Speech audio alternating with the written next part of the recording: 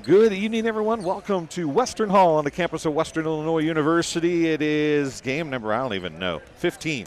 Yeah, game number it's 15. up there. It seems like it's been a lot of them, but they've been going by pretty quickly. I'm Dwayne Hulett. I'm Luke Little. Luke is here, and Luke and I do not get to work together very often. No. And we're going to have a special guest, I think, stopping by a little bit later. We'll talk about that. But, Luke, there's been a ton of basketball been played here at Western Hall on the campus of Western Illinois University in the last day and 2/3 or so, or 3/4, I guess, technically. A couple more games tonight, and I think people are looking at this one as maybe being the first really, really good contest. We have Macomb and Mercer County set to do battle. The number 4 seeded Macomb Bombers and the Golden Eagles of Mercer County. Yeah, Mercer County coming into this one, they put up a good game against Pittsfield. Now, Pittsfield has some strong offense every now and then. It's a little sporadic, but they have a strong offense, and Mercer County was really able to counter that there. And so coming into this game against the number 4 ranked Macomb team in this tournament, I'm looking at them thinking, what can't they do there? The Golden Eagles are looking good so far. I could see maybe you could call it an upset because Macomb's got the ranking. But, I mean, these are two even teams right here. Now, I don't want to sell Macomb short at all because they got some good players on that squad. Braden Holthouse, one of them.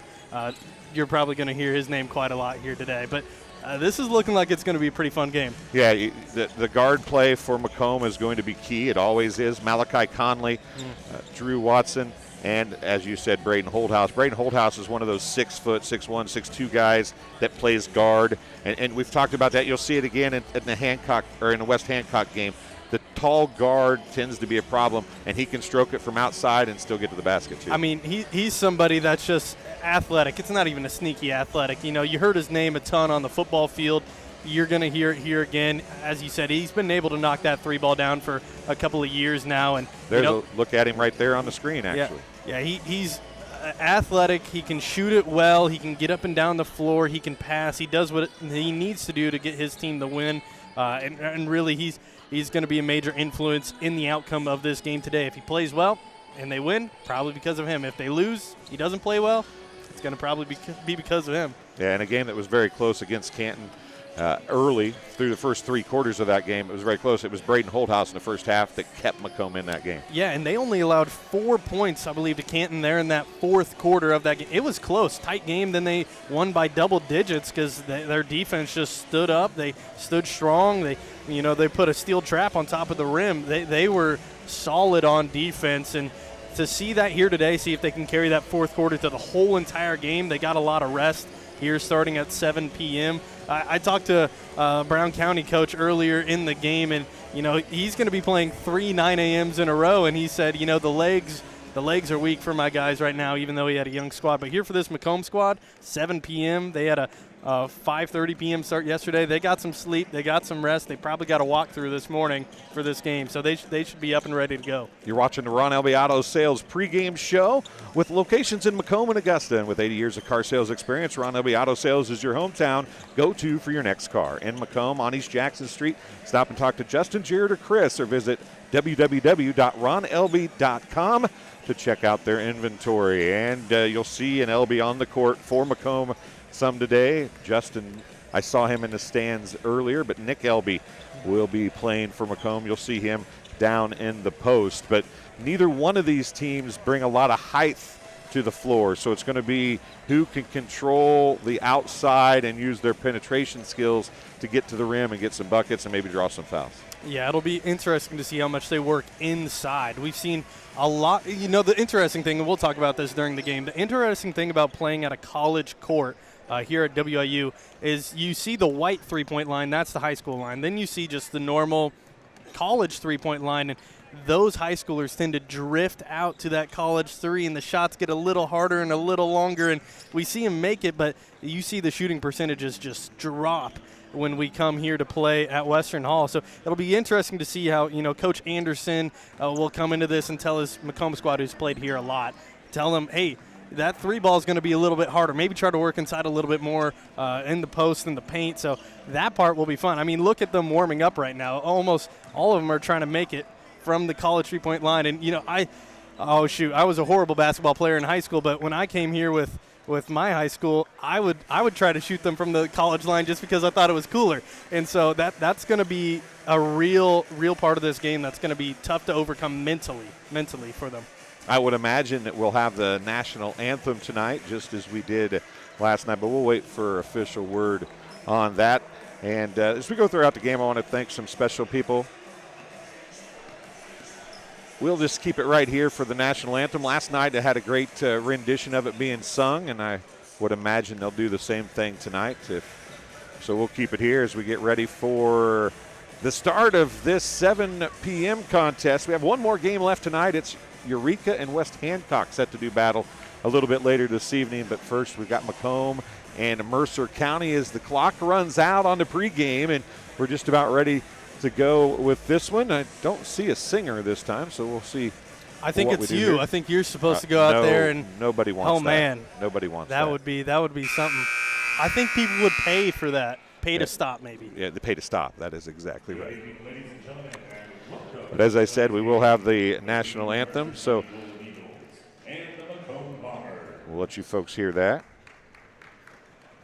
At this time, would those who are able please rise and remove cover as we honor America with the playing of our national anthem.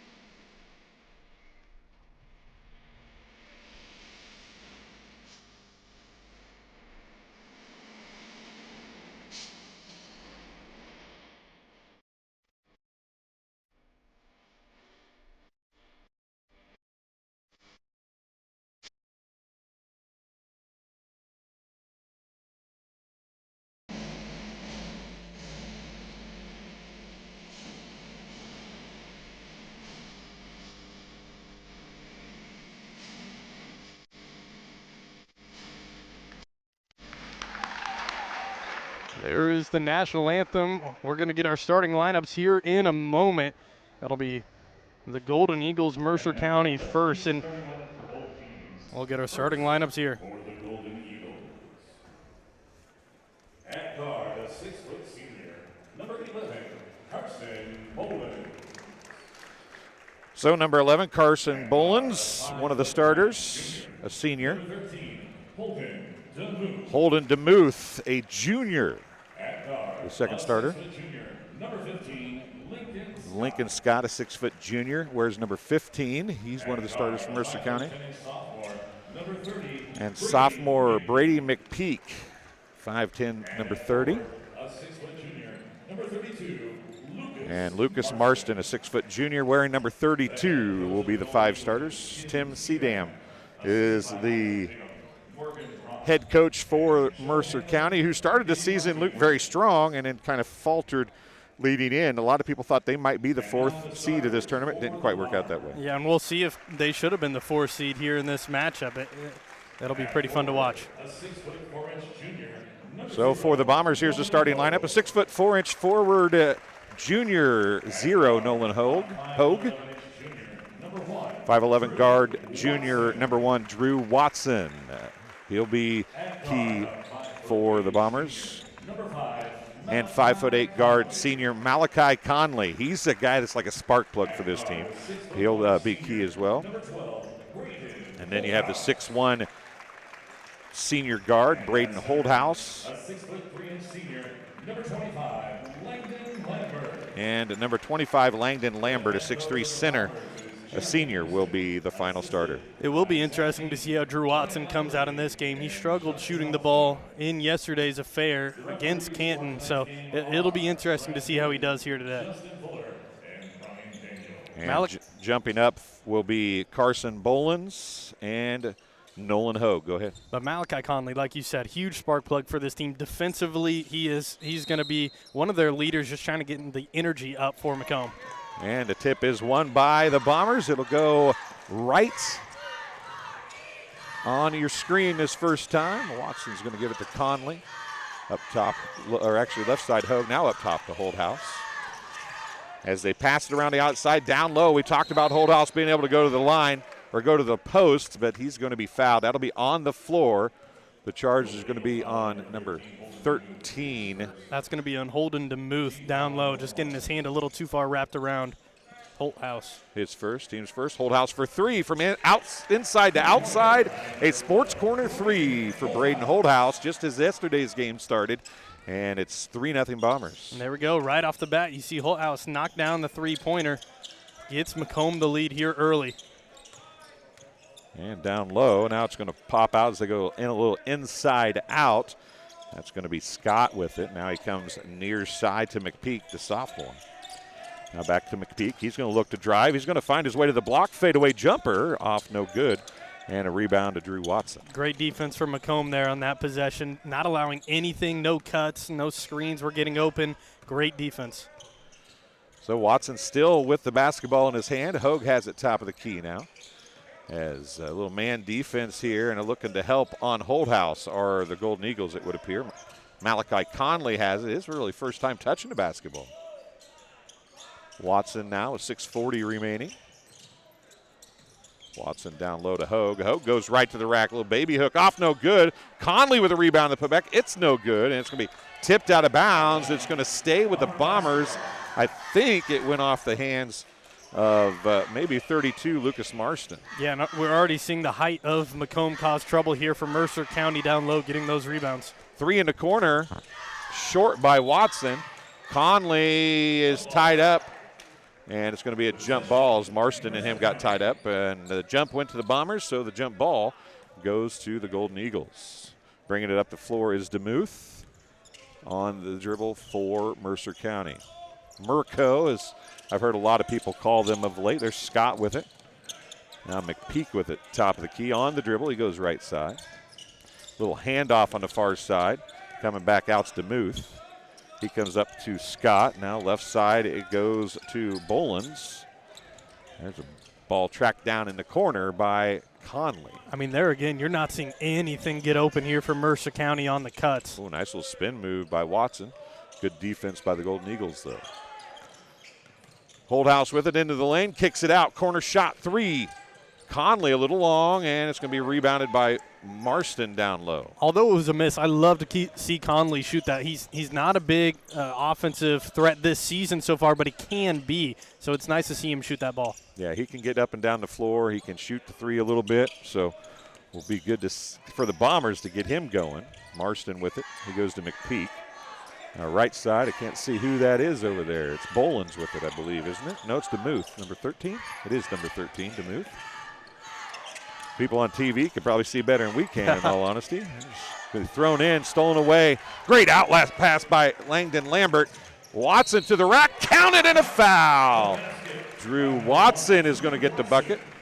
Go ahead. Goes up, draws the contact right there. Beautiful layup. But as you said, it's a great outlet pass right there. Gets him on the fast break. Here's a replay coming your way after the free throw from Watson. Actually, before it, here it goes. There it is, and a good little hip check there, and the free throw's up and good. I mean, the saying is defense turns into offense, and right there you see a perfect example of that, getting a free layup. 2 points. They're up to a 6-0 lead here early in this game. And I'm going to tell you what, that outlet by Langdon Lambert was as good as you're going to see. There goes DeMuth into the lane, and I believe he's going to be fouled by Conley. It could be Watson, though, but I bet Conley gets it. It is Conley. It'll be his first, Bombers' first. 4:50 remaining here in the first quarter. Yeah, it's interesting to see this defense for Macomb. It's a heavy pressure, so you think they'd get beat a lot, but they're also switching with each other a lot of the time. It's just constant pressure on the ball here. And speaking of that, nearly a steal. It's going to end up being a steal. Lambert again comes up with it. Not the fast break, but Watson's going to push it up the floor either way. He goes to the rack again. Backs it out. Holthouse top of the key. More trouble as he gets around DeMuth, kicks it across. Watson wide open, corner three, no good. Rebound by DeMuth. Outlets it to Bolins, now across to Scott. Nope, excuse me, McPeak. McPeak gets the bucket, and they're on the scoreboard are the Golden Eagles, 6-2. Quick counterattack here from Macomb. They're going to slow it back down, though. But if you're struggling getting points, that's how you got to start off the game. Get it on a fast break, get it on a counterattack. They get an easy layup there with a nice pass. Holdhouse three, top of the key, in and out and in, and then back out again. And it's going to be pushed up the floor. DeMuth is going to be fouled on the far side. It'll be on the floor, no shot. I believe it's going to be on Watson this time. It will be his first, team's second. Both teams with 2 fouls now here in quarter number 1. Yeah, we're over halfway through this quarter already. Macomb had the 6-0 lead, but they're only up 4, and it's felt that they've kind of controlled this game they've controlled it for the majority of the time. Top of the key, 3, off no good. That was off the hand of Toby Finley. And now it's going to be Carson Bolins picking up the foul. It'll be his first, team's third. Good job drawing the foul there from Macomb. Drew Watson's right here. He looked at the headset. I thought he was going to try to pick it up and give us some in-game play commentary or something there for a second.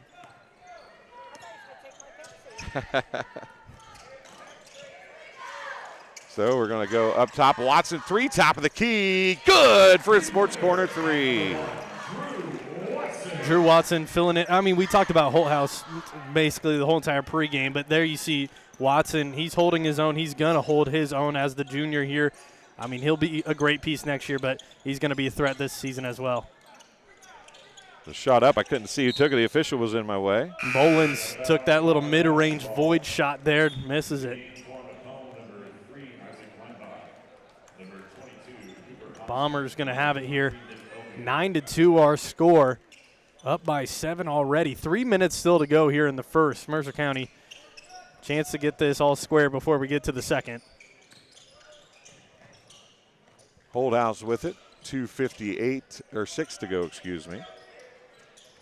Into the ball game for the Bombers. Number 22, Cooper Hobson. She had the inlet pass to Elby. Won't fall, so it's going to go back the other way for Mercer County.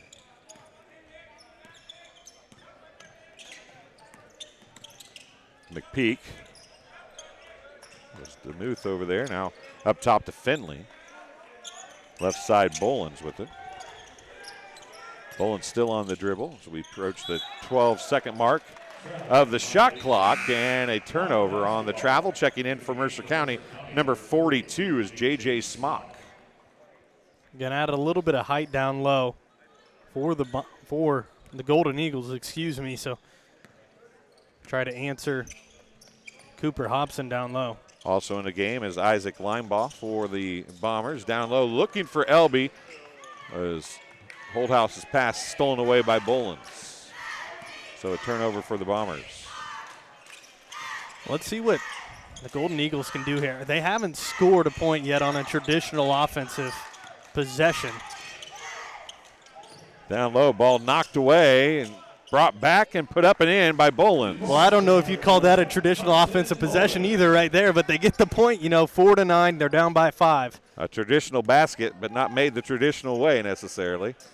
As LB has it now, as he's going to go far side to Watson. Back up top, Linebaugh. Now Holdhouse. 90 seconds left here in quarter number 1. Elby's going to drive. He gets a good look, and he's going to draw the foul. Wait and see who the foul looks like. It's going to be on Smock, J.J. Smock. If it is, it'll be his first. It is on Smock. His first, team's fourth.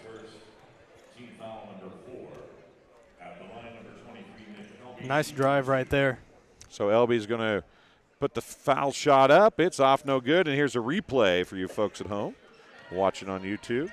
It was a nice drive inside, Didn't initiate the contact himself. Gets to go to the line. Missed the first and the second, though. Missed them both, but Holdhouse got the rebound. Linebaugh to Hobson. Hobson kicks it out. It's tipped, but Holdhouse comes down with it.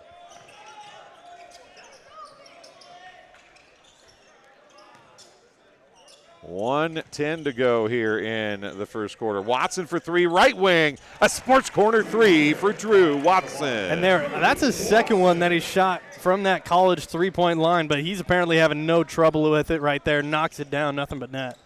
So here comes Finley with it for the Golden Eagles. He hands it off to DeMuth. DeMuth now back to Smock. Smock a little up and under move and dumps it down low on the post. That was Bolins. Now it's out to DeMuth again. He's going to try and drive on Linebaugh. He's got a little bit of a size advantage on Linebaugh, and a little up and under gets DeMuth the basket and cuts the lead to 6. A nice little size-up move right there from DeMuth. Gets a Euro step. Tried a Euro step earlier. Ended up falling over. They got some points off of it, but there he gets the Euro step good and complete. 15 seconds. See if Macomb takes the last shot. Shot clock is off, so they'll either take the last shot or be pretty close to it, I would imagine here. Linebaugh with it with 7 seconds. Now over to Holdhouse with 5, 3.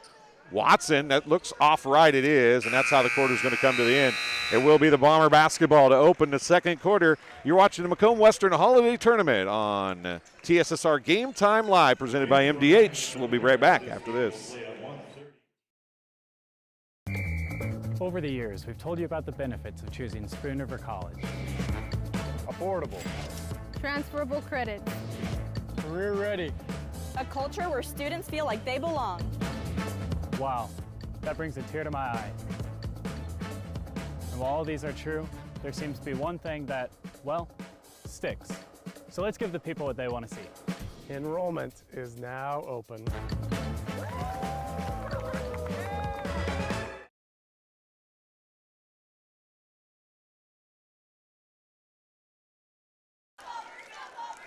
And welcome back to Western Hall as we get ready to start quarter number 2 here in the quarterfinal game number 3 of the tournament. And Luke, it's been a close one.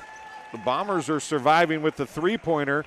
Mercer County just hasn't really got it a flow offensively yet. Yeah, that first half of the first quarter, they were really struggling on the offensive side of things. Macomb got out to a quick 6-0 lead. And then, they started to come back a little bit, the Golden Eagles, but, Drew Watson's knocked down a couple of threes here. Holthouse has knocked down a 3 as well. So getting some pressure out there on the arc might be something for the Golden Eagles to key in on. 9 of their 12 points coming from the three-point line. So we're underway here in the second quarter.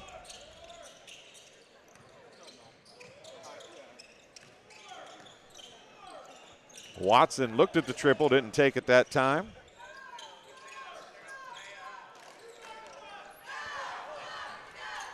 Conley with it. We have not called Conley's name a whole lot here tonight. No, he has that one shot and was going to come down with a little putback shot, but they called a jump ball on the floor, so not much action out of him.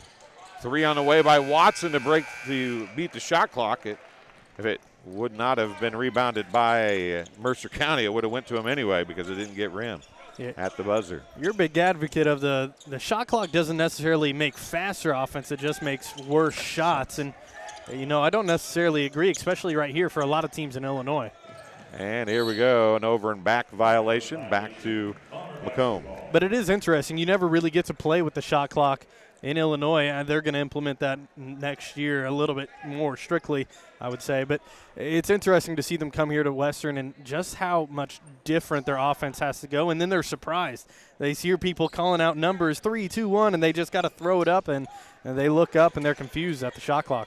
Yeah, that's the thing that I don't like about it. It forces people to take bad shots at the end, whereas they haven't prepared for that shot, if that makes any sense. Hogue with it down low. We'll set the floor for you. It's Watson, Holdhouse, Lambert, Conley, and Hogue on the floor for the Bombers. Pull-up jumper. Watson leaves it a little short.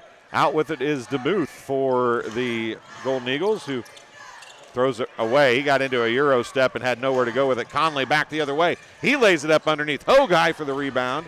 And he's going to come across to Watson. Watson fakes the 3, drives. Oh, nice pass down to Lambert. Lambert puts the shot up. Partially got blocked, I believe. And another steal by Conley. And they're going to slow things down. Oh, no, Hogue baseline. Kicks it up top to Holdhouse. Holdhouse for 3. Good. A Sports Corner 3 for Braden Holdhouse. I mean, DeMuth got out there. He put his hand up, but Holdhouse recognized the room. He felt like he could get it up, and sure enough, he could. Nothing but net right there for the Bombers. 15 points, another 3 for him. We'll reset the floor for Mercer County, but first it's another steal by Conley. Back the other way, Watson, a little hesitation, reverse layup, good. And there's a replay for the post-game show right there. Great move by Drew Watson. Conley, we just said we haven't called his name much, and here 2 times in a row, Conley with the steal. So, I mean, he's starting to get into it a little bit, and there's that energy you're talking about. If you got a guy that's getting 2 steals a couple possessions in a row, that's going to cost something in you. Another turnover. This time Holthouse comes up with it on a saved in by Marston, and now Holthouse is going to take it to the rim. He fakes the reverse, kicks it out to Conley. Conley for 3, right corner. Good. A sports corner 3 for Malachi Conley. Timeout on the floor. Charge to the Golden Eagles. I mean, what are we talking about right here? I haven't called Malachi Conley's name at all. I know I just said it, but knocks down a 3, another 3-pointer for this Bombers team. They're living off that 3-point arc right now. So shooting it well from the outside area, but the Mercer County Golden Eagles, they got to get some pressure out there. They allow the baseline way too easy. We've seen that on the past couple of plays. We just see it right there from Holthouse. They get the baseline, then everybody's got their eyes right there, looking underneath the basket. It's hard to score when you're under the basket right on the out-of-bounds line, but everybody's focused on them. And you can either get a cutter coming in for an easy layup, or there we see a wide-open 3 in the corner. Yeah, great kick out. Inside-out play there for the Bombers. This game being brought to you by McDonough District Hospital. McDonough District Hospital athletic trainers and the MDH Rehabilitation Center with locations in Bushnell, Macomb, as well as Monmouth now provide expert help to the area student athletes in the prevention, care, and rehabilitation of all athletic injuries. Learn more at mdh.org. McDonough District Hospital, more than hospital care, a hospital caring. So 5:11 to go here, Luke, in quarter number 2, and Mercer County has not scored in the second stanza. Yeah, maybe we've jinxed them a little bit. We said at the beginning of the game this would be probably one of the more competitive ones, but the first half of each quarter so far, they've struggled to shoot the ball or even get a clean shot. Oh, there's an alley-oop attempt. It's going to be tipped out and finally brought up by Lambert. Oh, Hogue. Oh, what a pass by Hogue. And there's exactly what you were talking about. When you're too far under the basket, there's not much you could do. Holthouse was too far underneath, and he actually hit the bottom of the block with the basketball. Holthouse is going to pick up the foul, his first. Team's first, actually either team's first here in quarter number 2. Holthouse is going to leave, and Linebaugh is going to check in, so the Bombers get smaller in a hurry. We'll reset the floor. We started to try to do this a few times for Mercer County. It's DeMuth with the basketball. Also out there's Bolins, McPeak, Finley, and Marston on the floor for Merco right now. It's McPeak with it, the sophomore. Looks at the long 2, doesn't take it. The Bombers are doing a great job, as you mentioned, Luke, switching defensively and just not giving open looks to Merco right now. Look at Watson down low, fronting down low in the post. Bolins has got him down there, and Bolins is working hard. He's out of breath. He's been working so hard down there.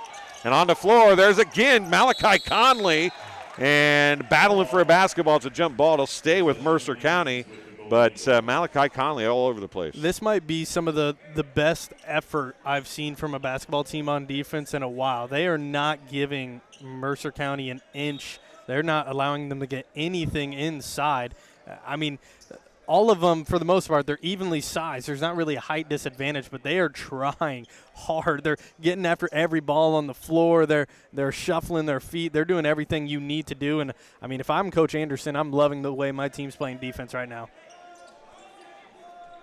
A little conversation there. I'm not sure what the officials were talking about. But Barry Wright says shot clock starts in 26-27. And beating the shot clock on cue is McPeak with the first 2 of the quarter just before halfway through for Merco. Hop in that live chat, folks. Tell us where you're watching from, who you're cheering for. Barry Wright's been in there on numerous occasions today. Happy to have him watching all day long here from Western Hall. Actually, he's not at Western Hall. We are, but he's watching all the games from Western Hall, and we do appreciate it. Malachi Conley with the basketball. Hogue was wide open, didn't take it. Tries to go to Conley, threw a little behind him, and it's a turnover for the Bombers. DeMuth with it. He's going to drive again, and Conley, I believe, is going to pick up the foul. They call it foul with the body. It is on Conley. Be his second, team second at the quarter. Some subs checking in. They're going to give a couple free throws to Holden DeMuth, the junior, for Merco. Right now for the Golden Eagles, these are going to be points without time going off the clock, and, down by 12 here before halftime. These are going to be important if you can make a free throw. First one's good for DeMuth. And here comes a replay for you folks at home. as Hobson checks in and Linebaugh checks in. Holdhouse back in as well. It's Lambert, Hobson, Holdhouse, Watson, and Linebaugh on the floor. I mean, I say it's important to make your free throws down by 12, but it's important to make your free throws no matter what the score is for a basketball team. They win basketball games. Didn't talk about that replay. That was a pretty good, a lot of contact there. So, yeah, it's a good foul call there for Conley, not giving up the easy bucket. And when they only make 1 or 2, it's a good foul, right? There's Watson looking to drive. Are they playing a box and 1? They might be. Yeah, they're manning up against Holthouse right now. And the ball's on the floor, down on the floor, still on the floor. And finally a jump ball is going to be called to be Bomber basketball. And I'm going to have to look at that a little more. It looks like Finley is guarding Holthouse and everybody else is playing a box zone. I mean, this is just respect right there to Holthouse. I remember we used to try to drop a box and 1 against Danny Stevens back with Southeastern. There's a shot up off, no good. And I'm going to that's shot clock violation as it didn't get rim. I'll have to watch that next time down the floor. It sure looked like it's either a box and 1 or they're just face guarding Holthouse and then playing help man off of him, one or the other. Well, once again, hop in that live chat. Tell us where you're watching from and who you're cheering for. There's a 3 on the way by Finley. It's short, bounces far side off the rim, picked up off the floor by Watson, and it'll go back the other way for the Bombers. Well, the other things we'll talk about at halftime. Lambert's shot off, no good. There's ways that you can help us with the broadcast here at TSSR. We'll talk about that at the halfway point. Whoa, heads up. Hey, nice catch there in the stands. One-handed catch. Did you see that? And that thing was launched right over there, yeah. Yep. I don't know that Michael Jordan would have caught that pass. Yeah, that thing was up there, but maybe we're selling him a little short with that. A little short? A little short. So one of the things we saw earlier today, and I'm not going to say which game, but one team may or may not have passed the perfect pass to the other team's coach on the sideline, thinking it was their player. Oh my! But we won't talk about which team that was. But if you go back and watch, you can find it. And it was absolutely a perfect pass, and the other coach, who might have been from Pittsfield, acted like he was going to shoot the ball. Yeah, you just got to scroll through days of game.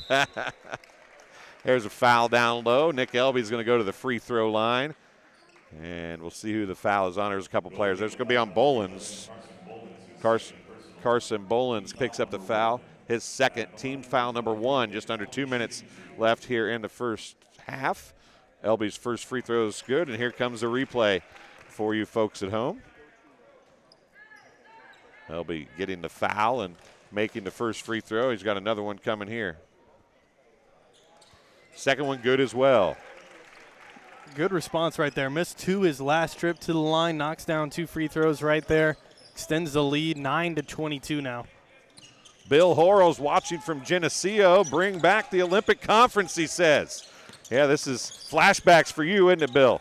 As the shot off, no good by McPeak, and back the other way for the Bombers. Want to say hi to Liz Hitz. Zoe and Emma Hitz are watching from La Harpe. There are some of our regular watchers, and we appreciate that. Watson for 3. It's good. It's Sports Corner 3 for Drew Watson. And just like one team has done all day, they make us out to be horrible prognosticators. Yeah, horrible at predicting the game outcome here. And 25-9 now. I mean, they're just shooting it so well. What can you do? I mean. And a foul going to be called on Nick Elby on the baseline as he tried to get around Marsden to get the steal, but doesn't work. His first, team's third. Checking in is going to be Smock, and checking out is Bolins, excuse me. Nolan Hogue checking in. Hobson checking out for the Bombers. 1:15 to go here in the first half. A quick first half as DeMuth going to inbound for Mercer County.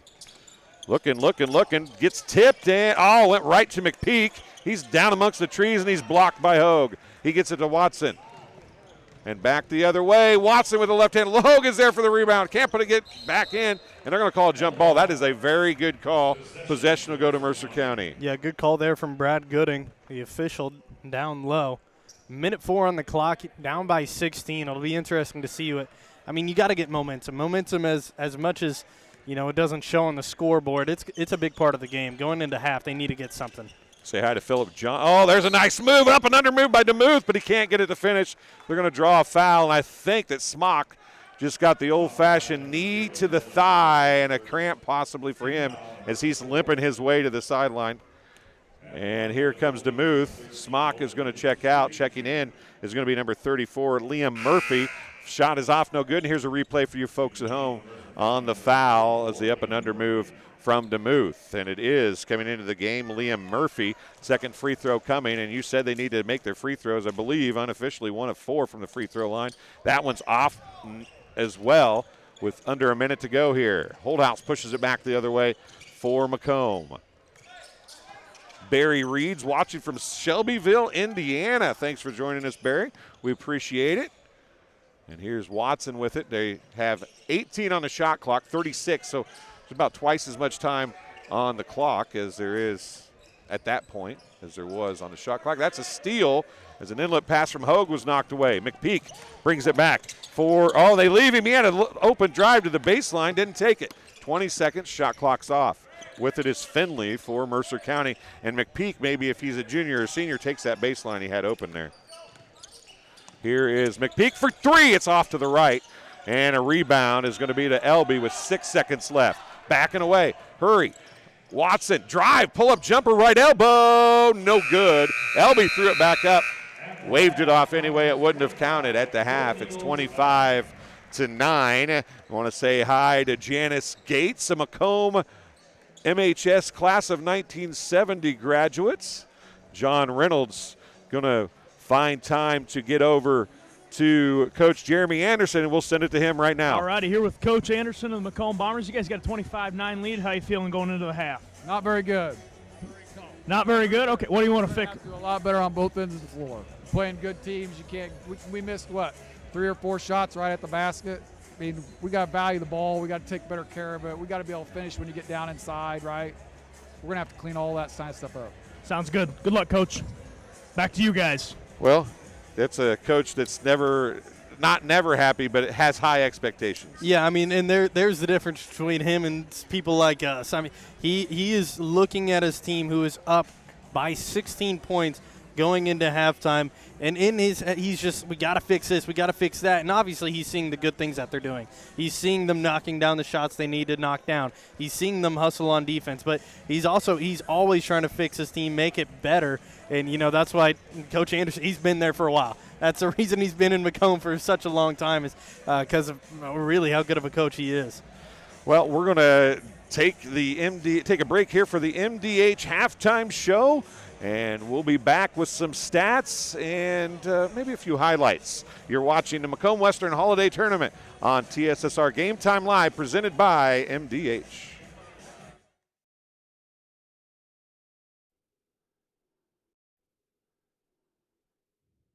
And welcome back. I am Patrick Osterman, subbing in for TSSR Game Time Live halftime interview. And today I'm with Vice President of Human Resources here at MDH, Bill Corbin. Bill, welcome. Thanks, Pat. Now, how long have you been at MDH? I've been here now 4.5 years.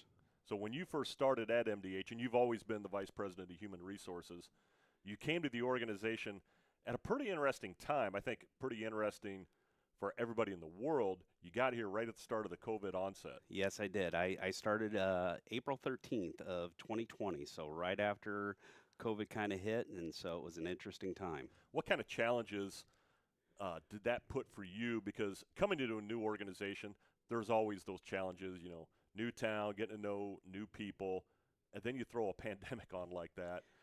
How much of a challenge was that for you? I would say it was a pretty big challenge. Obviously, getting to know the leadership team at MDH, getting to know the community members, and just kind of settling into the community, it was a challenge. You know, during that time, we made some difficult decisions from a leadership standpoint. We went through some downsizing due to the pandemic, and we had some layoffs as well as some kind of furloughs. We did bring some of the employees back, so it was definitely a challenging time. But as we went through those challenges, now that we're 4 years past all that, you start seeing the growth back, and it's always nice when you can actually hire people more And I know that's a big part of your job. I know you got a staff, and you can talk about your staff as well that work for you in human resources. But obviously, that's a big part of your job. Absolutely, absolutely. The recruitment is a huge part of my position as well as human resources. I have a great team. I have a team of 3 individuals, and they are amazing. I have HR generalist, HR assistant, and the recruiter. They spend the majority of the time focusing on the HR functions, payroll, benefits, obviously recruitment. And the key piece is bringing in the right candidates from a cultural fit. So when it comes to the recruitment, here at MDH, we are a small rural community hospital. You almost have to sell them more on the quality of life, would you say, and the staff that you work with. I know some people have the allure of wanting to work in the big city, but being able to sell them on Macomb, on McDonough County, and the operations and the staff here at MDH, would you consider that a positive for you, where you're able to go out and find those right candidates? I would say yes, we're able to find the right candidates. It is somewhat of a challenge. I think it is for the individual who's looking to come to a rural area. I think they have the mindset, this is what I'm looking for. I like that somewhat slower pace than the big city. The nice thing is being in the university town, Western Illinois, we have Amtrak, which is able to take them into the big city if they want to go into Chicago. We're close to St. Louis and so forth. So obviously McDonough County, it's a great county, it's a great town, and we try to sell that to any candidate that's looking to come here. How many years have you been working in healthcare and human resources? I have now over 20 years of healthcare human resources experience. What's the most rewarding part of your job? I would say looking at all the individuals that, as far as employees that we bring in, it's always a positive to see that. You know, we have in-person orientation, new employee orientation, where we talk about, you know, kind of culture and so forth. And the key thing is we're looking for individuals who are going to treat each individual like they'd want to have someone treat their mother, their father, brother, sister, and so forth. So. Now, I know a lot of work going on right now. Recruiting almost seems to be a 24/7 job at times. When you get out of work, what are some of the fun things you like to do? Oh, outside of work, I enjoy golfing. We've hit the course a few times here and there. I'm currently studying for a certification, so I'm taking the time to do that at nighttime. But enjoy golfing. Enjoy just kind of now and then we'll work out and need to work out a little bit more frequently. But I enjoy watching college sports. I'm a huge college football fan, so really enjoy watching that on the weekends. Well, Bill Corbin, we appreciate you taking time being here with us today. I appreciate it. Thanks, Pat. We'll be back for the second half.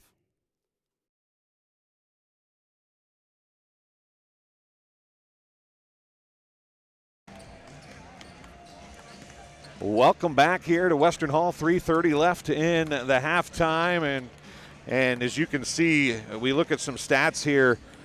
And Luke, 8 of 26 from the field for Macomb, just 4 of 13 for Mercer County. They've taken twice as many shots, but maybe the most glaring thing is a 6 of 12 from three-point range for the Bombers, and that's 25 big points is what it all totals up to. They're also 3 of 5 from the free throw line, and as we said, 1 of 4 from the free throw line for Merco, but 0 of 4 from three-point range for the Golden Eagles. Bombers out rebounding 17-11. They're out turnovering. They've only got 5 as opposed to 10, and they've got 7 steals as opposed to 4. So every statistical category right now belongs to the Bombers. I think one of the most glaring stats, I mean, obviously other than, you know, double the amount of shots and double the makes, out of their 17 rebounds they have, 7 of them have come on the offensive end of things, and that's going to be huge. Let's take a look at some replays here from the first half for you folks at home. 2:25 to go in the halftime, as we hope to have Coach CDM talking to John Reynolds in a few moments. It is halftime here. As you can see, the replays coming up. We're having a little technical difficulty on our end at the monitor, but Watson took a big hit with a little hip check, and then some Are some highlights for both teams here, Luke, but a lot more highlights for the Bombers than for the Mercer County Golden Eagles. Yeah, the Golden Eagles, they scored 6 there at the end of the first. They only scored 3 points in the second quarter. And, that's – you just can't do it. There's no other way to put that. When you're allowing 25 points at halftime, Mercer County is a good team. That's the most surprising thing about this game so far. They're a good team. They can shoot it well. They just haven't been able to get anything inside. Tim. Let's go ahead and go over to John Reynolds now over on the far side. With Coach Tim Seedam of the Mercer County Golden Eagles. Coach, down 14 at the half, but can definitely close the margin. What did you tell your guys in the halftime interview? No, when you looked at the pace of play and what was going on, the physicality, it definitely went to their side, but it felt a lot worse than what it was. Like, we're right there. Score, stop, score. Let's chip away at this at the beginning and see what happens. Absolutely. What's the big piece of momentum that you guys want to carry into this night, into tomorrow when you guys have to play the winner, West Hancock Eureka? I think some of our defensive concepts are there. We just got to get better at finishing the possession and rebound. Sounds good. Thanks, Coach. Good luck. Back to you guys. So you see Coach Seedam not ready to give up on this one yet. And, again, there's no reason to. Just like the answer that Coach Anderson gave, he's down by 16.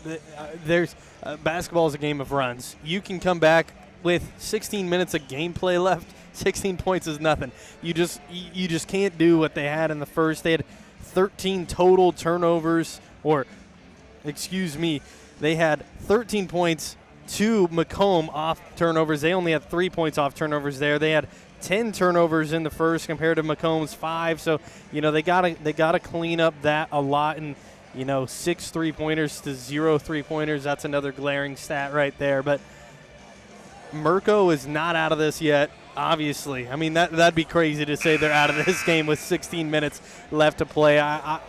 If they start edging back into this one, it'll be fun to watch for sure. I want to say hi to Kelly Sears, called last year's championship game with us, watching from Pana, Illinois. Joy Baker says, "Go Bombers," watching from Monmouth.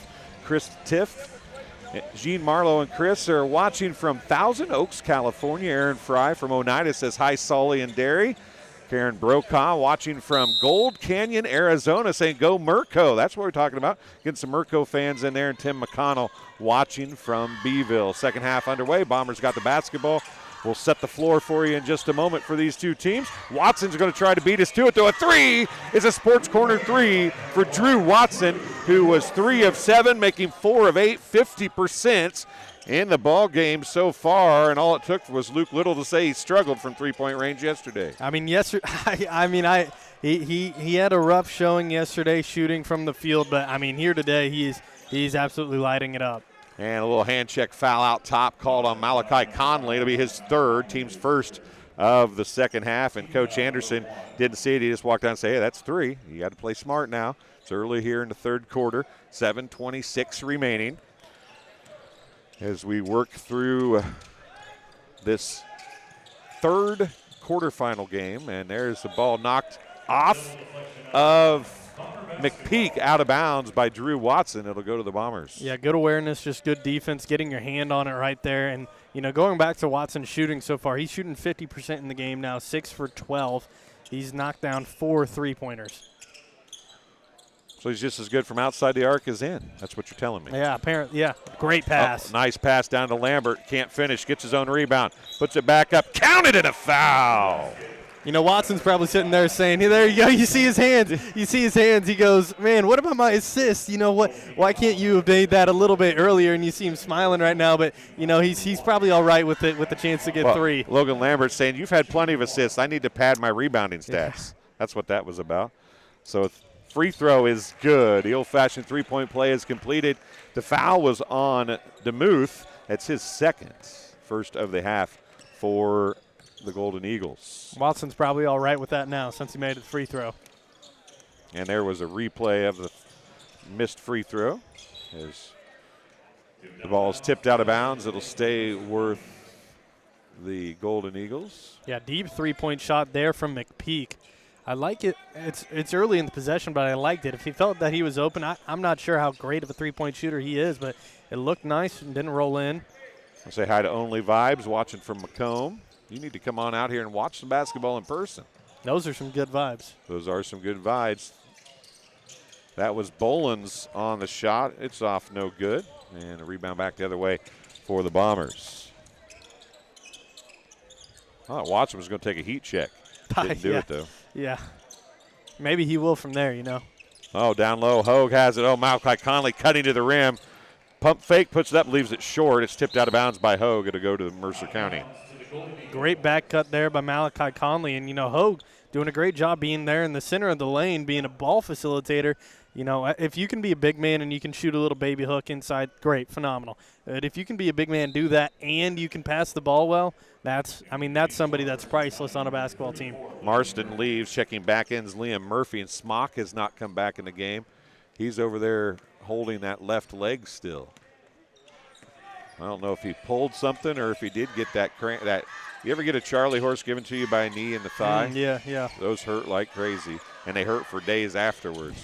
There's Scott with it, Bolins. So it's Bolins, DeMuth now with the basketball. Scott, it is Liam Murphy, and there's DeMuth driving, wide open, cut to the basket, and McPeak on the floor with him, but DeMuth gets the bucket. Conley gave him his right hand. He was kind of shedding him that way, and, you know, DeMuth just said, okay, he took it there. Nice little hop step inside, gets the layup to fall. If you're going to give me my right hand, I want to take it. Yeah. There is Holdhouse up and under, and if he'd have come down with that, it probably would have been a travel. He threw it straight up and went back up to get it. Back the other way with its McPeak. You know, this game is different if the Bombers are shooting 25% from three instead of 40% from three. If that makes any sense at all. Yeah. Bolins down low with Holdhouse, finally throws it out top to DeMuth. Malachi Conley is up in his grill, and DeMuth going to try and drive around him. He gets by him, gets it down in the corner. McPeak for three, and it's good. Brady McPeak hits the sports corner three, and it's 31-14 with 4:48 to go here in the third quarter. McPeak up to 7 now in the game. First three-pointer of the game. He's knocked down. He's 1 for 3 now. Conley with it, 4:35 remaining. The sophomores played pretty well for Mercer County, and there's Hogue putting a shot up off, no good. Lambert with the rebound and the putback, and he's going to be fouled by Bolins. I believe that'll be 3 on Bolins. It is his third, team second. Already knocked down the N1 free throw already. Lambert back at the line. I mean, a good foul in the sense that he didn't make the layup, but now it's a good foul anyway. He's missed the first free throw. Isaac Linebaugh checking back in for the Bombers. Malachi Conley checks out. Marston checks back in for Murco. Taking a seat will be number 15, Lincoln Scott. Lambert, who is 1 for 2 from the free throw line, trying to stay above 50%. Not going to get it done, but it's rebounded by Hogue. Wide open left wing three, no good for Holdhouse.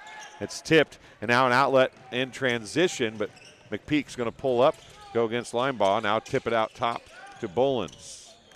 Bolins going to drive, picks. Oh, nice look down to Marston, and he can't finish, but it's going to go out of bounds off Lambert. And it'll stay with Mercer County, but that was a fantastic look. And if Drew Watson was upset he didn't get the finish and the assist, there's another one that's going to be upset about not getting the finish and the assist. Yeah, Marston upset with himself after that one. He's still just looking up at the rim, just shaking his head. That's a tough one right there to get over with, but you gotta. If you 14-31 game, you gotta get over it, gotta get back to basketball. Elby and Hobson check in. Lambert and Hogue sit down for Macomb. DeMuth with it now with 4 minutes remaining here in the third quarter. DeMuth back with the basketball, looking down low, has it swiped away on the pass attempt by Elby, but it's picked up by Murco, and it's a long mid-range jumper by Brady McPeak. I mean, that's a tough little pull-up J right there. He gets it in, nothing but net, but, you know, right in the face of a Macomb defender. Great-looking shot there from McPeak. There's some lady named Tanya Little. Yeah. Watching from Powelton, Illinois, rooting for Luke Little. That's a tough one right there. That's nice pass out to Hobson. Now it's going to come to Elby. I don't know what kind of game she's watching if she's rooting for the announcer. Yeah, she's a little, I can't say delusional, you know. Biased? I do love my mom, yeah. Shots off, no good. Rebound by Elby. He's put back up and in. It's 33-16 as we approach the 3-minute mark. And also want to say hi to Tanner Seedham watching from Aledo. Says, let's go Eagles. Seedham. Coach Seedham is probably still waiting for his offense to line up and wake up, and with the help of McPeak and now Liam Murphy, they're starting to kind of find a groove a little bit. We talked earlier they needed to find a groove, and they look like they might be finding it now. Yeah, the very beginning of the third quarter, right out of the gate, Watson knocked down a three-pointer, but here since then, Macomb scored 8 points total in this quarter. And Merco's, they've scored so far. They got 18. Nice little turnaround. Linebaugh, the shortest guy on the floor, does the right-handed hook shot turnaround deal from the block to get the Bombers back to a 17-point lead. But Merco scored as much as they did in the first half here in this quarter already. Problem is the Bombers have scored as much as they have in the first half. That's the issue right now for Merco, and there's a turnover on a bad pass. Malachi Conley checking back in for the Bombers, and Holdhouse is going to take a seat for MHS. 2:14 left, and the Bombers looking to build on a 17-point advantage here. I want to say thank you to everybody who's been in the live chat. Whenever I'm doing the games, I love to have the live chat active. Oh, what a pass from Hobson to Malachi Conley. And he gets the buckets. You can tell they just drilled those plays over and over and over again right there. Every single time Coach Anderson's centers get it right there at the elbow, they're always looking back at the cutter. There's a drive by Bolins, leaves it short, but he's going to track his own rebound down. Top of the key, three, McPeak off no good. Rebound tipped and brought down finally by Linebaugh. He outlets it in a hurry to Watson. What a pass, but Watson can't quite finish. It goes out of bounds, and it's going to be Bomber basketball. And I didn't know if there was any chance in heck that ball was going to be tracked down by Drew Watson. I mean, Linebaugh, he's looking at that. He's holding his hands. Hey, Watson, what about my assist? There you go. It's come full circle. Yeah, full circle it is. Here we go on the inbounds for the Bombers into Malachi Conley with 1:30 remaining here in the third quarter. Malachi Conley, a little odd look on the jump shot, but it goes out of bounds, tipped out of bounds by Bolins. As Bolins and Marston are both looking at each other and pointing it up, be like, didn't he touch it? I don't know. I didn't think I touched it. Oh, down low again, and now DeMuth is going to pick up a foul. It'll be on the floor. That's going to be his third foul of the game already here. 1:22 left to play in the third. A couple Golden Eagles with 3 fouls and one Bomber with 3 fouls.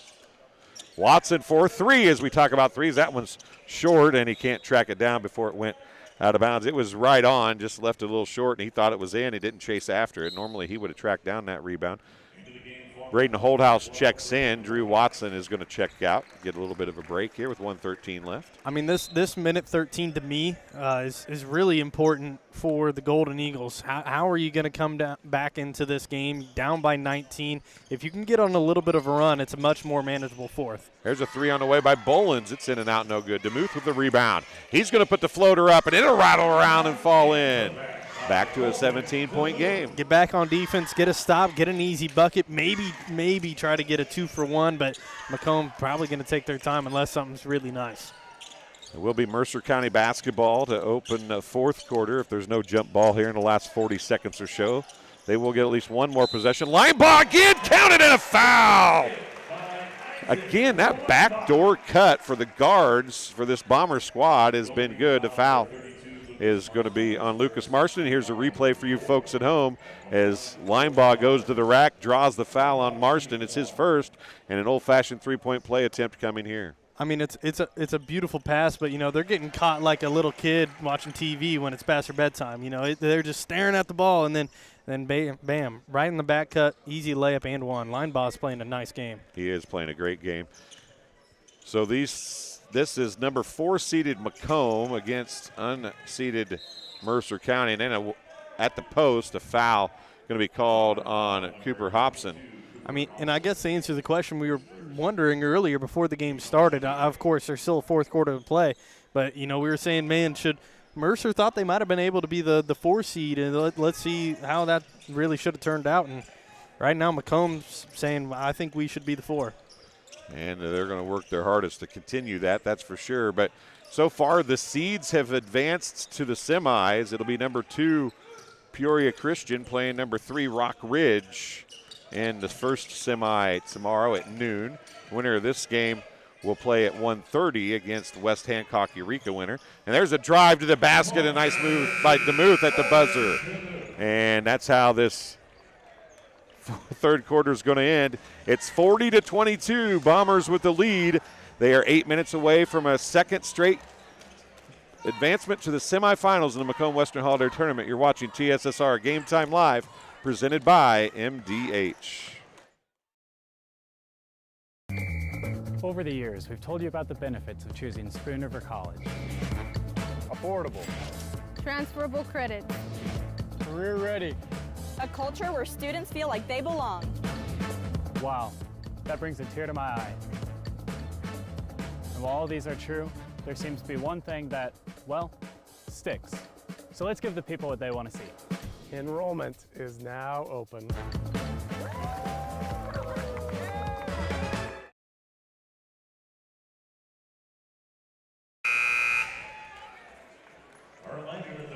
And welcome back here to Macomb, Illinois, Western Hall on the campus of Western Illinois University. I'm Dwayne Hulett, Luke Little alongside, Tanya Little watching, and John Reynolds will be doing an interview with the winning coach in about 8 minutes of basketball.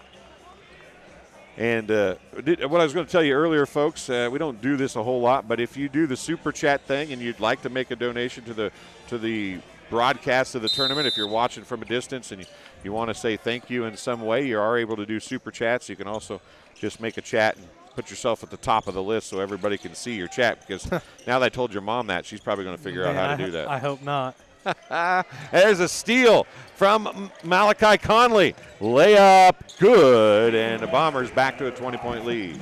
You know, for a second there, I was wondering, is he going to punch that? Is he going to throw that down? He just kept on rising, and then of course, you know, realization hit, and you know, he didn't. But I was like, man, he's getting up there pretty quick.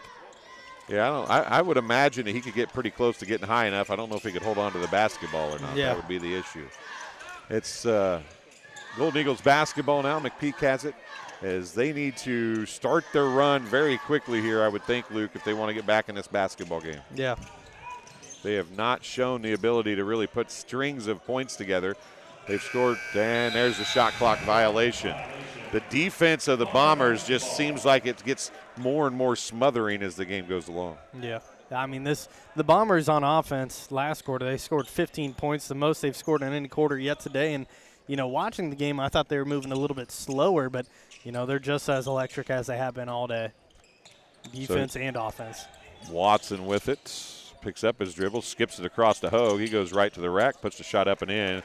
And I think that's an assist. It's only one bounce, so that's an assist, yeah, right? Yeah, I would give it to him. So Lambert left him hanging, but Hogue helped him out. He probably went down the floor and said, hey, Landon, I'll get it right the first time. Yeah. I'm too old. There's too many Lamberts running around. I said, he probably said, that's how you do that. You get me that assist just like that. Looking at the three, doesn't take it. That's Finley with it. No, that's DeMuth, excuse me. And DeMuth again trying to make a fine pass to Bolins this time, and it's a little too fine as it went out of bounds. And when I say fine, there was very little room for error on that pass. Another turnover here on the Golden Eagles. Macomb just trying to hold on to this lead. They'll play, if they win, they'll play the winner of our next matchup between the West Hancock Titans and Eureka. Free three on the way. A Sports Corner three by Malachi Conley. And it's 47-22. You know, I've been wondering this ever since I talked about Malachi maybe being able to dunk that basketball. What's that scene from Fletch? You know, he's 6 foot. He's listed as 5'8", but he's 6'2" with the hair. I think he's listed as 5'8", maybe 5'11" with the hair. Well, he's got 4 fouls now, does Malachi Conley, as he picks up the foul with 5:48 remaining. But I don't know. Me giving a Fletch reference, I don't know if that's going to hit with a lot of people. I've never seen it. What? Never seen Chevy Fletch. Chase? No way. Nope, never. I'm not a movie guy, really. That's a great movie right there. DeMuth, corner, three, no good. Rebound, Lambert, Holdhouse, Hogue, and the layup is good. An assist for you, an assist for you. Yeah, beautiful fast break. They've had a lot of nice fast breaks here. A lot of good outlet passes. They're just moving the ball as a team. I mean, this Macomb team right now, they could give the 1 seed West Hancock some trouble right now, the way they're playing. Nolan Hogue's acting like Oak for Winfrey, except he's handing out assists instead of gifts. It's 49-22, 5 minutes, and we're flirting with another 30-point running clock here in the fourth quarter, and we have seen an amazing amount of those in this tournament. There's McPeak leaving a jumper a little short off the backboard, rebounded by Hogue, and now it's Malachi Conley pushing it back the other way. He's going to drive, dump it down to Hogue again, man. and counted in a foul for Nolan Hogue. And another assist to another player goes to Malachi Conley. And here comes the replay for you folks at home. I mean, the Euro away by Malachi Conley goes in with his left, goes back to his right, and as he's doing it, he gives the ball back to his left. I mean, that's just a beautiful pass right there, and a great make and a great free throw. Nolan Hogue gets us to that 30-point margin. We'll have a running clock the rest of the way. What's not to like about that play? Now McPeak with it as some subs are set to come in now for the Bombers. Looks like Hobson, Elby, and Linebaugh over there. Going to come. And a 3 is good by DeMuth, and a 30-second timeout is going to be called by Merco as a line change is coming in for Merco and 3 subs coming in for the Bombers. We'll take a look and see if I can figure out. Might have to wait till they come out. Scott's going to be in there. Number 23, Grady Norton is going to be in the mix. Number 34, Liam Murphy will be in there. And I missed the other 2. I can't see the number from this side. It might be number 12, Toby Finley, coming in as well. And then the 5th one is on the other side of Murphy there, and I can't see who it is. It's number 22. That is Peyton 30-acre if I just look at the screen. There we go. There's nice a novel idea. Great shot there from Joey Jelinek. Yeah, Joey Jelinek. And while I have a chance, because I'm not going to have a whole lot of time here, there's 4:20 left in the game. It's going to be a running clock. I want to thank everybody who has stepped up and helped with this broadcast this weekend. Joey Jelinek come all the way from Danville, Illinois to help again. And Luke Little, of course. Alyssa Evans is here. Brandon Thomas is here. Wyatt Reed has been here. We'll talk about some more as Hobson gets it down low, and he can't finish. Elby's going to come up with the basketball. He goes to the rack, and he leaves it up and in. And besides those guys, I can't even remember where I left off. Jillian Miller is here. Kenny Suter is here. John Burton has been our director for most of the games. Tyler is here. And there's a bucket by number 15. John Reynolds is Lincoln here. Scott. Yeah, Kenny Suter left, but he's been here today. He's been here for 2 of the 3 days. He won't be here tomorrow. So Jenny Agins has been here. There's been a lot of people. Jeff Borders has been here for half a day yesterday, half a day today. He'll be here all day tomorrow running the camera. And Greg, can't forget about Greg. Yeah, I mean Greg and Chris Frankhauser. There's a jumper up and in for number 20, Colin Adams, getting the bucket there with 3:15 remaining. I mean, we got about a 17-man, 17 crew here maybe. Yeah. A lot of working parts in it, and, nothing. We're the ones talking. We get all the kind of the face value of it, but, I mean, there's all these people behind the scene that are keeping this thing going. Bucket good for number 22, Peyton 30-acre. Well, I guess the bucket did not go in, so he's shooting 2, 30-acre with the shot. And a special thanks goes out to Will Thomas, who is in charge of the broadcasting department here at Western Illinois University, and then, of course, athletic director Paul Bubb for letting us use a lot of their equipment, or most all of their equipment. We added a few little minor things to it, but for the most part, this is all Western's equipment that's helping to bring you these contests. So Western Illinois University, a huge shout-out goes to those guys, as we wouldn't be able to do it without them, and we greatly appreciate the opportunity. And there's a foul going to be called on Murco as the clock continues to run. It's on Toby Finley, his first, team second. Checking into the game for the Bombers, number 30, Jerron Petty, the 5'7" senior. Also, number 13, Macon Allison, And there was a near turnover by Colin Adams. And down low, Elby's going to go for the shot. It's blocked, but a foul's going to be called. I want to say hi to Shelby Burgett. Says, keep up the good work, one and all. Well, we appreciate it, Shelby. And Shelby is celebrating a birthday. Happy birthday Shelby. to Shelby Burgett. We eat, says the first one's good by Nick Elby. He's in the scoring column now, back to a 30-point game. Shelby spent a lot of time at the Beardstown Lady Tiger Classic this weekend. And the second one's good as well. The Bombers have been very good from the free throw line here in this contest, which has made this game much more difficult for the Merco Golden Eagles, who will play at 10:30 tomorrow, and they'll play the loser of the West Hancock Eureka game. And the Bombers will play at 1:30 tomorrow afternoon with a chance to get to the the tournament championship game for the second year in a row.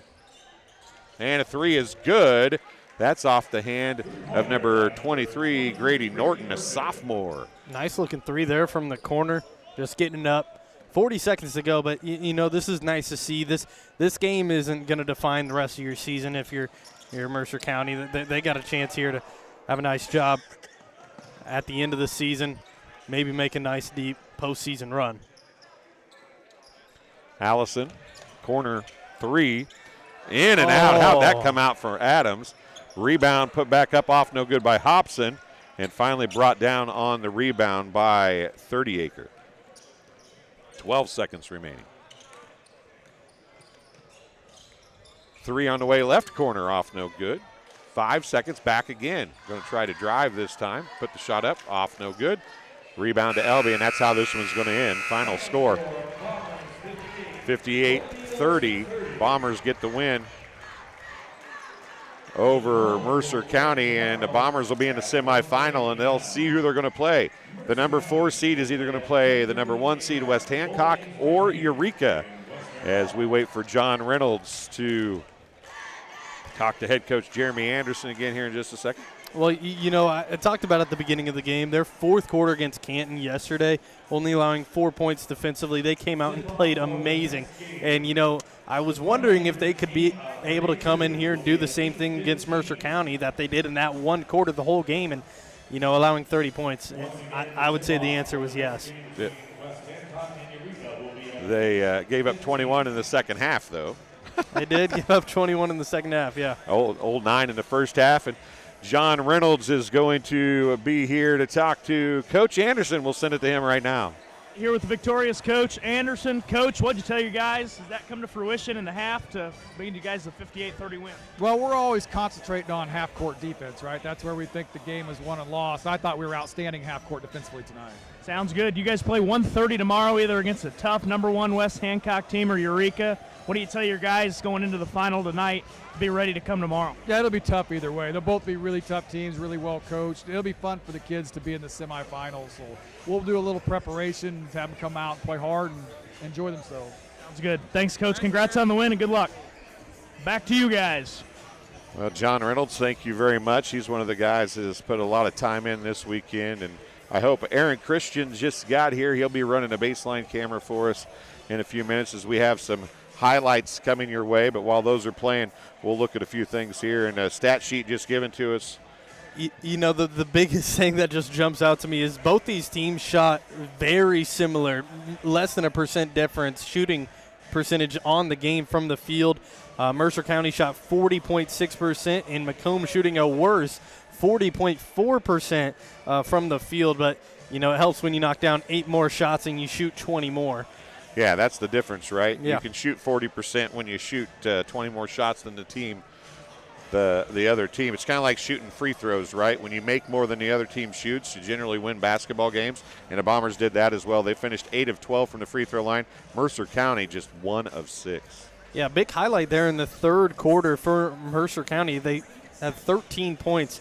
The other highest quarter they had was 8 there in the fourth. So, you know, started off strong there in the second half, but just couldn't keep it going into the fourth.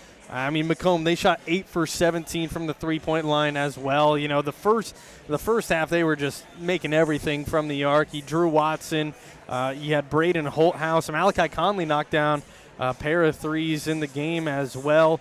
I mean, they just overall they played a great game from the three-point line. Well, that's going to about do it here from Western Hall for the third of 4 quarterfinal games. We have one more semifinal or quarterfinal left, and we'll know who the semifinal teams are. It's the number 1 seeded West Hancock Titans and Eureka coming your way here from Western Hall in just a few minutes. For Luke Little, for John Reynolds, and the rest of the crew, thanks for joining us here. This is Dwayne Hulett signing off. You've been watching the Macomb Western Holiday Tournament live from Western Hall on the campus of Western Illinois University. We'll be back in just a little bit with the final game of the day.